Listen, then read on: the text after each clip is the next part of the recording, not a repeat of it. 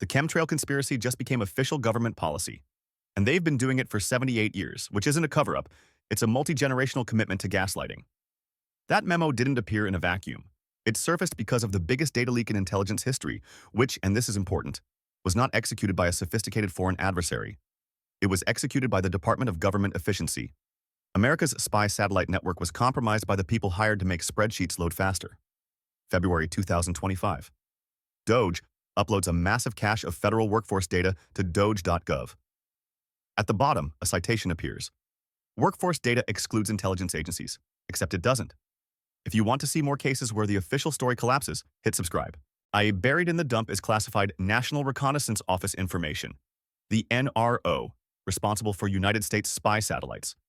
Information marked no foreign, not releasable to foreign nationals.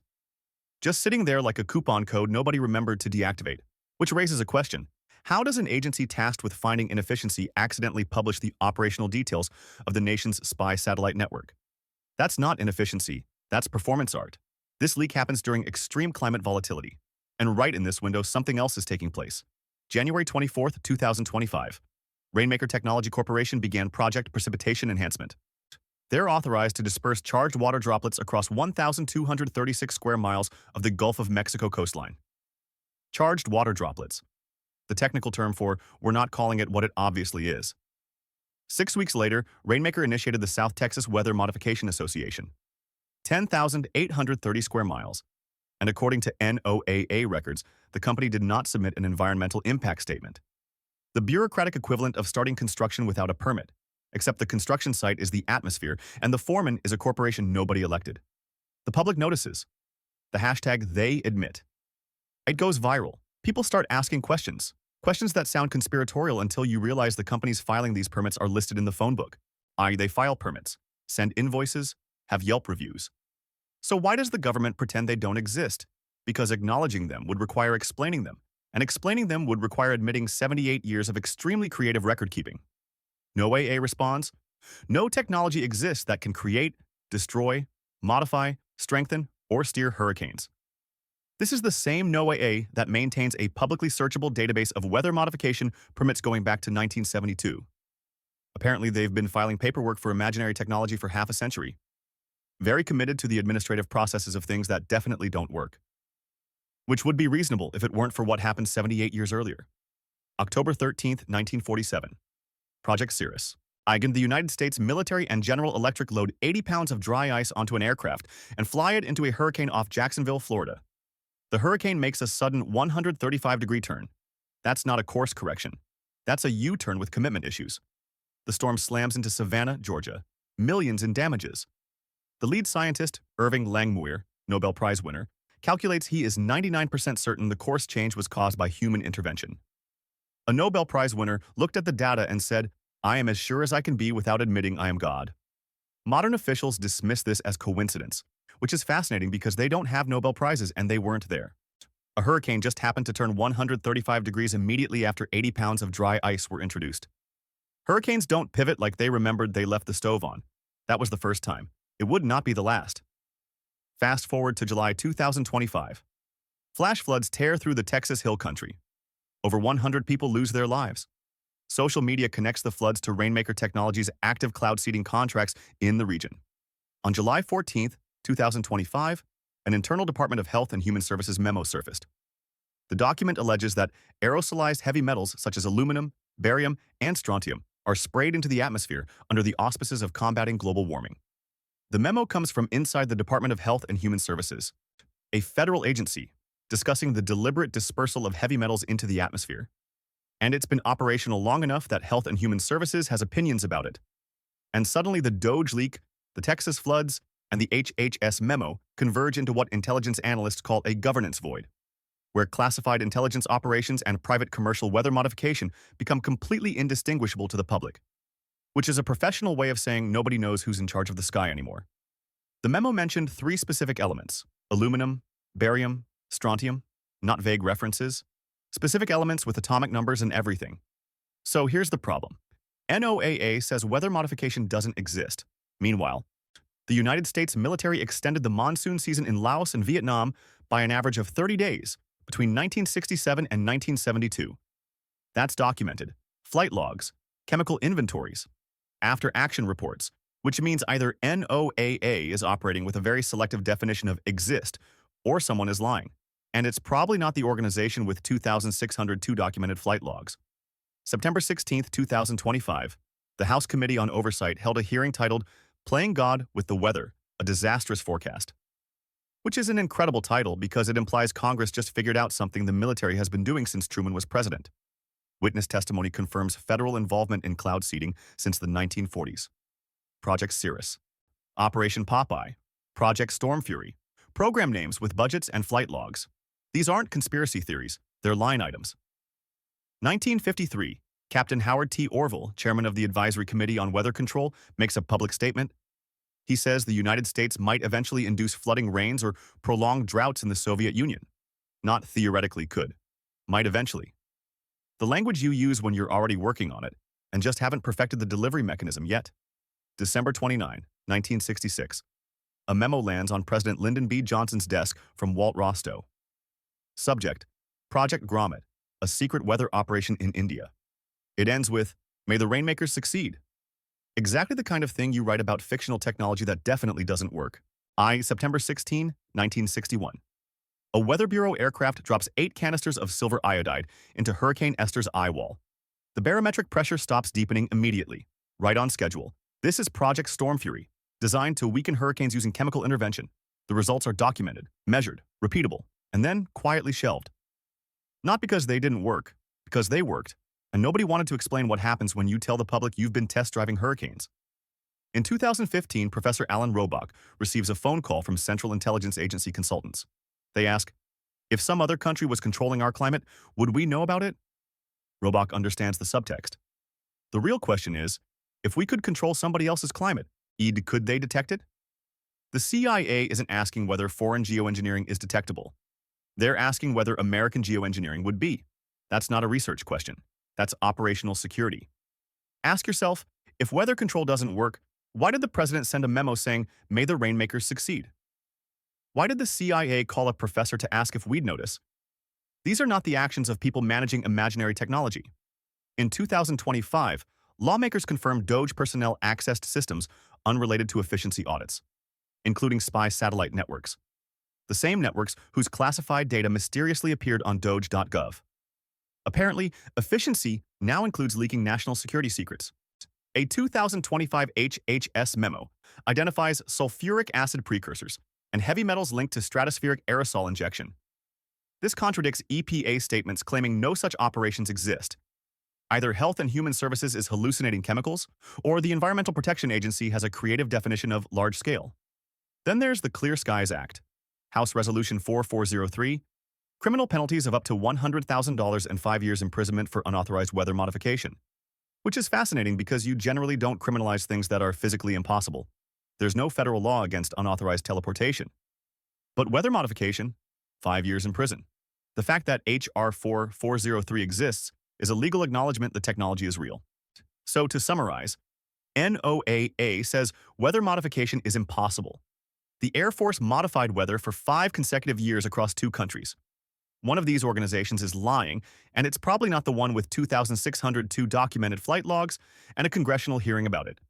The question isn't whether weather modification happened. The question is whether it ever stopped. Operation Popeye, 1967 to 1972. The Air Force and Navy flew 2,602 cloud seeding sorties over Southeast Asia. They expended 47,409 pyrotechnic units. The operation remained classified until Jack Anderson broke the story in 1971. And yes, they kept logs, flight times, coordinates, seeding quantities. Because when you're conducting atmospheric military operations for 5 years, you file the paperwork properly. Very responsible war crimes. Pilots reported seeded clouds would blow up into distinctive shapes. Within 10 minutes, clouds would expand 6 to 10 times their original size. Saigon radar operators flagged these as anomalies. They were told, early monsoon conditions. Natural variability is doing more work than any phrase in meteorological history. It's explained everything from impossible cloud formations to hurricanes that turn like they're following GPS directions. Except the formations only appeared when and where seeding occurred, which stops being coincidental after the 2,600th sortie. At that point, it's not coincidence, it's a pattern with an operational budget. But Vietnam wasn't the strangest theater. That distinction goes to India. Project Grommet, 1967. American pilots flew Cessnas loaded with silver iodide rockets near the Chinese border, dodging vultures and avoiding Chinese MiG-21s. The pilots were issued secret clearances and given Air Force Lieutenant Colonel rank in case they were captured. Because nothing says agricultural drought relief quite like giving civilian pilots military rank in case they're shot down by Chinese fighter jets. The Cessnas were transported to India, hidden inside C-141 Starlifter cargo bellies. If this was legitimate, they would have just flown them there normally, but it wasn't, so they didn't. The HHS memo alleges stratospheric aerosol injection is leading to increased heavy metals, aluminum, barium, strontium, in the atmosphere, soil, sea, and waterways. This represents a shift from localized rain enhancement to global-scale atmospheric intervention, from making it rain over a rice field to dimming the sun over a hemisphere, from can we make it rain on Tuesday to can we dim the sun indefinitely. Quite an operational scope expansion. August 18, 1969. Project Storm Fury seeds Hurricane Debby. Wind speeds decreased by 31%. 2 days later, they seeded again. Wind speeds decreased by 15%. Both reductions occur exactly during the seeding windows. Meteorologists call this geometric impossibility. Hurricanes don't reduce wind speed by precise percentages on command. That's not variability. That's a receipt. That's cause and effect with a timestamp. Scientific research facilities don't transmit 3.6 million watts into the atmosphere to heat it to extraordinarily high temperatures. That's not research. That's a weapon with a science budget. But that's exactly what HAARP does. 3.6 million watts. For context, that's enough power to run 36,000 homes. But sure, it's just for research. Very casual research that requires weaponized energy output. Patent holder Bernard Eastland acknowledged ionosphere heaters can manipulate atmospheric pressure zones. You could create conditions to spawn storms, or suppress them, or steer them. The patent exists. It's public record. And yet we're still pretending this is theoretical.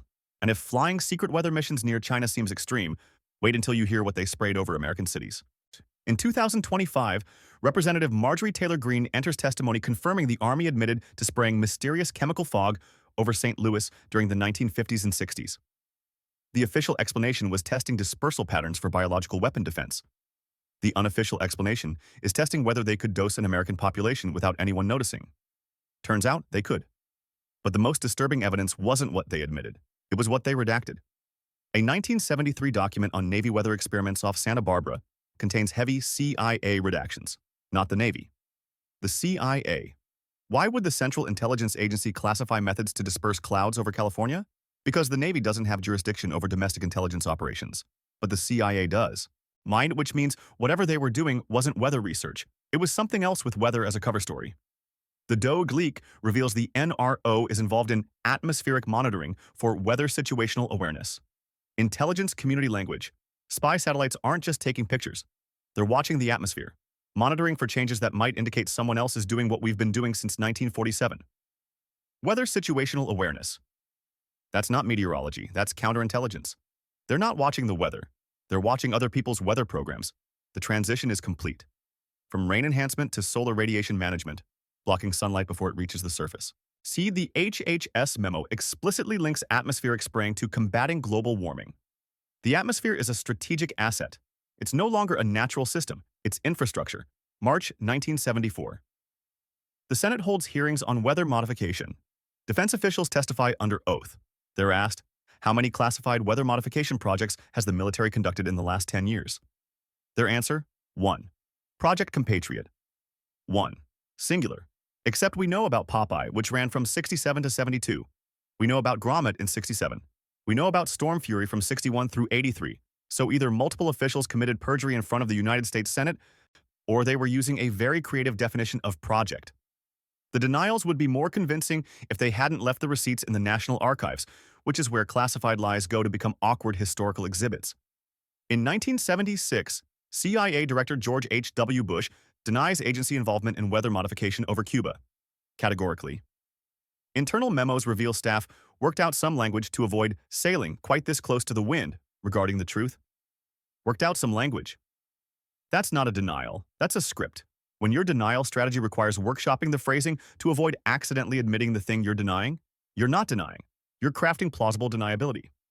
After Jack Anderson broke the Popeye story, See, military funding for unclassified weather modification was zeroed out by fiscal year 78. The programs didn't stop. They stopped appearing in budget documents journalists could request. They didn't end the programs. They ended the paper trail. You classify everything. Move it to black budgets. Rename the projects. When someone asks if you're still doing it, you say, "We ended those programs in the 70s. Technically true, you ended the unclassified ones. The classified ones are thriving. Walt Rostow sent a memo in '66 outlining the media strategy for grommet. If exposed, defend it as much more humane than bombing. The subtext is clear. We're doing this, and if we get caught, here's the spin. Meanwhile, Rainmaker Corporation failed to submit environmental impact statements for 3 separate Texas projects, saw thousands of square miles. No environmental review. They skipped the paperwork most homeowners have to file to install a deck. In '66, Defense Secretary McNamara authorized grommet. The memo required India to hold the United States harmless against any liability for damage. Legal immunity before conducting secret weather operations over a foreign country. Exactly the paperwork you file for a program that won't cause damage and also doesn't exist. Investigators confirmed DOJ staffers had right access to sensitive Treasury data. Right access means the ability to alter or delete federal records. Why would an efficiency audit require the ability to modify financial data? That's not auditing. That's editing. During the 2025 transition, National Nuclear Security Administration employees were terminated. Then quietly rehired.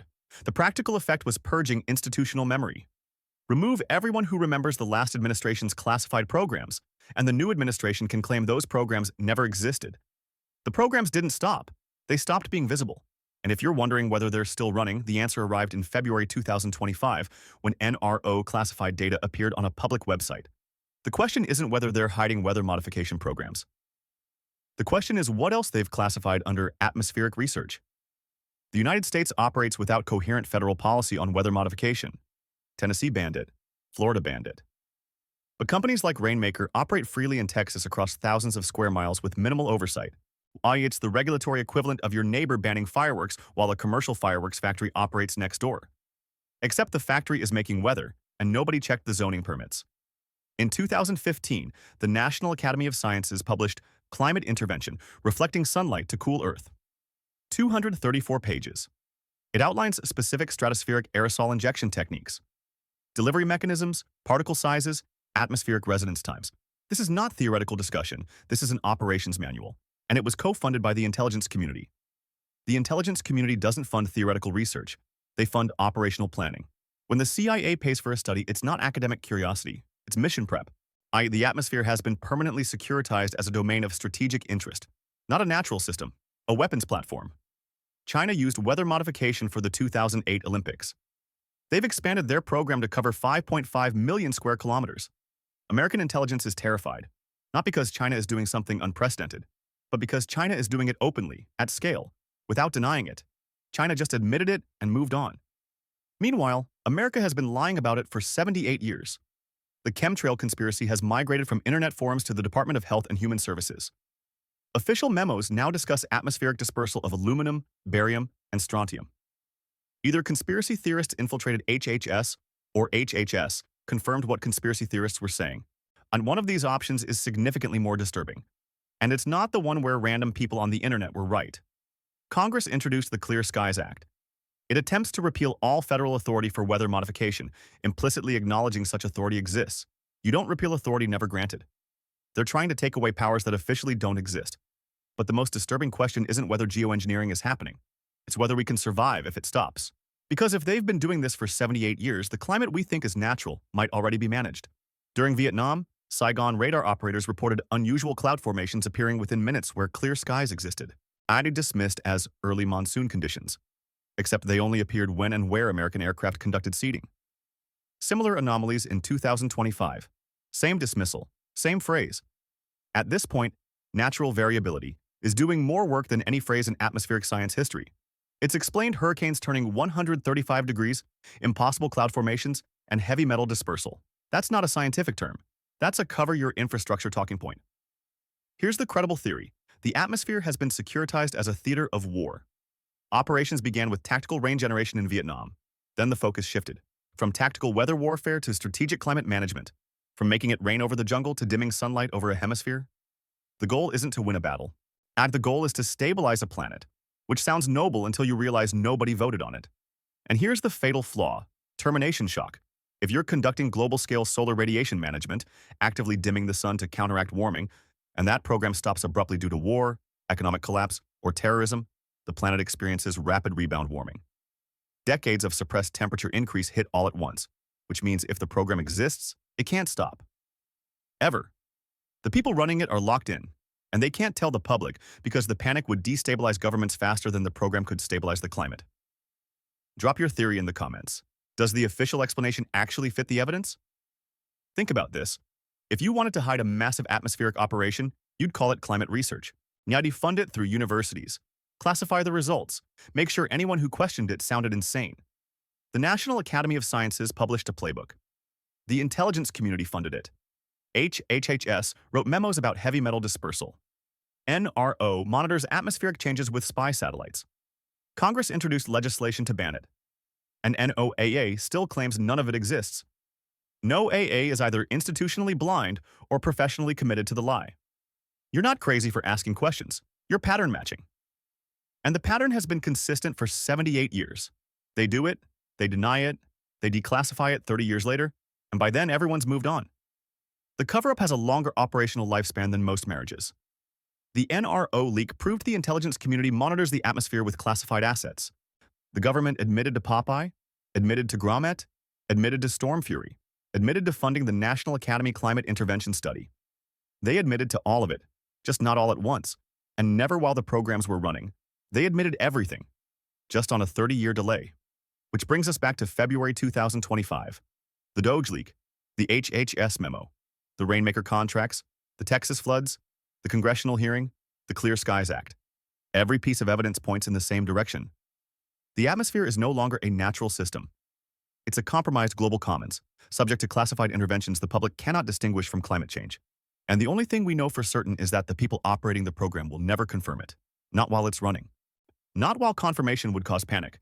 They'll wait until it's declassified, until it's historical, until it doesn't matter. By then, we'll all be living inside the next experiment, and they'll be denying that one too. If this investigation disturbs your reality, share it, because the uncomfortable truth is this: we're not observing climate change from the outside. We're inside a managed system. And the managers aren't taking questions. They're just watching, monitoring, adjusting. The atmosphere isn't a natural system anymore. It's a classified weapons platform that occasionally makes it rain. And the people operating it will never admit it exists until admitting it doesn't matter, which will be approximately 30 years after you're dead.